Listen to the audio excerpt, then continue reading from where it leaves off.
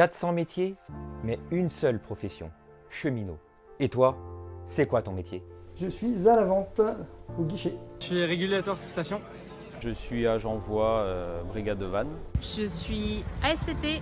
Agent SE vers Saint-Brieuc. Je suis régulateur sous station. Je suis ASCT au TER, donc je suis contrôleuse dans les trains en Bretagne. Je suis agent d'escale depuis 3 ans à Guingamp. Je suis SM, signalisation mécanique. Et je suis à la voie ferrée, donc tout ce qui est maintenance en voie, etc. Je suis conducteur de train à Brest. Je suis agent voie. Mais du coup, quel problème rencontres-tu au quotidien?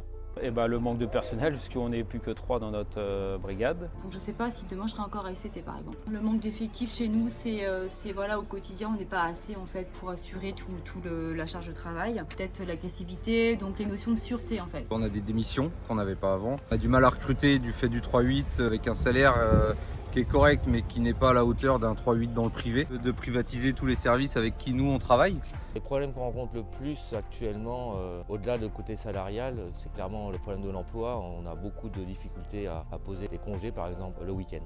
Le manque de personnel, le manque de moyens. Oui, au quotidien, c'est un métier très agréable, quelquefois stressant quand même. Il y a beaucoup de gens qui sont assez agressifs avec nous en général au guichet. Donc les problématiques, c'est surtout les gens qui font les billets sur internet et qui ne savent pas faire et qui viennent après nous voir pour essayer d'avoir une rectification de leurs billets et de leurs erreurs. Avec maintenir demain, c'est très compliqué de faire notre travail dans de bonnes conditions. La supply chain qui nous a enlevé tout notre stock. On nous promet des délais de 24 à 48 heures pour avoir des stocks. On n'y croit pas bien sûr. Problème de communication avec la hiérarchie. On ne nous dit plus rien, on n'est plus au courant de rien. En septembre de l'année dernière, une erreur du transport a fait que j'ai failli passer sous un train. Parce que déjà il y avait un sous-effectif, la personne était toute seule, il devait nous protéger. Puis les vérifs n'ont pas été faites comme il fallait, on est en manque de personnel.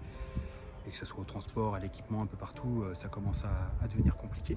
On sent qu'il y a des conditions salariales par rapport à avant qui ont l'air de ternir un peu. Et donc oui, effectivement, ça laisse une crainte, ça tend beaucoup vers la sous-traitance. Plus on travaille avec des entreprises différentes, plus la communication elle est difficile, parce qu'on n'a pas la même façon de faire les choses. Et parfois, on en vient même à contrôler le travail qui est fait par les autres entreprises. On m'a demandé de faire de l'annonce pour 2 personnes. Et j'étais tout seul. Eux, ils étaient à quasiment 250, voire 300 mètres de moi. Et j'entendais même pas le tapement du passage à niveau descend. J'ai ressenti d'une manière comme si c'était pas moi qui étais sur les voies.